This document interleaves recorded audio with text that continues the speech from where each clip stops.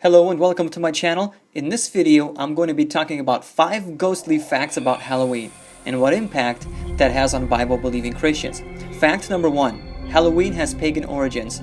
Halloween originated from an ancient Celtic festival dating back around 2,000 years called Samhain, which was celebrated on November 1st. The Celts used the day to mark the end of the harvest season and the beginning of winter, and also believed that this transition between the seasons was a bridge to the world of the dead. Fact number 2. On ancient Halloween, ghosts roamed the streets. On the night of Samhain, October the 31st, people believed that the dead returned as ghosts, and they would leave food and wine on their doorsteps to hold them back. They would also wear masks when they left their homes to try and blend in with the ghosts. This is where we get the dressing up in costumes aspect of Halloween. Fact number 3.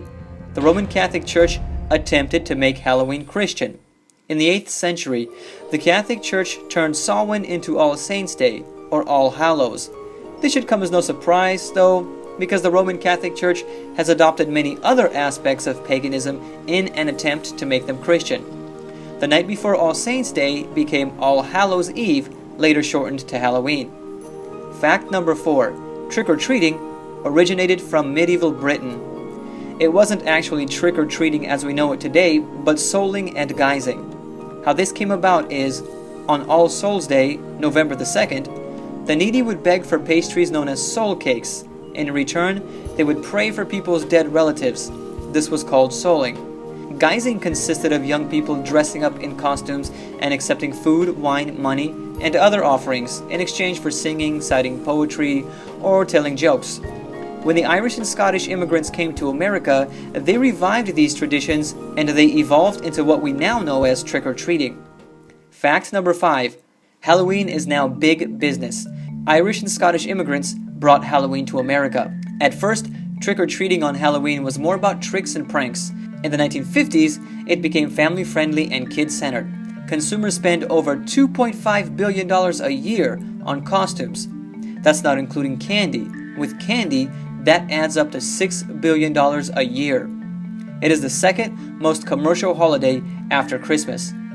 Now, after you have heard these facts, my question to you is, should Bible-believing Christians celebrate Halloween? I'm of the opinion that no, they shouldn't. The reason being is because it has pagan origins, and nothing to do with glorifying God. Rather, it's steeped in superstition. Not to mention, there are a few aspects of Halloween that are in direct opposition to the Bible and its teachings. For example, the belief that the dead can come back as ghosts. Here's what Ecclesiastes chapter 9, verses 5, 6, and 10 have to say about that. For the living know that they shall die, but the dead know not anything, neither have they any more a reward, for the memory of them is forgotten. Also their love, and their hatred, and their envy is now perished. Neither have they any more a portion forever in anything that is done under the sun. Whatsoever thy hand findeth to do, do it with thy might, for there is no work, nor device, nor knowledge, nor wisdom in the grave whither thou goest. Not to mention, have you seen some of the costumes people dress up in on Halloween? Here's a few I pulled off the net. Look at the boy's Chucky costume, Child's Play. Face all bloody and stitched up with eyes popping out of his head. Then there's the boy's Game Killer costume. That's exactly what we want. Our children dressing up as bloody, masked serial killers, right? If that's not to your liking, or you have children which are girls, you can dress them up as the devil or a witch. No thank you. Ironically, there are biblical-themed costumes too. But some of them mock Christianity, and it's obvious that they exist for commercial purposes, to make money off the Christians who decide to celebrate Halloween, or for those who want to make fun of Christianity.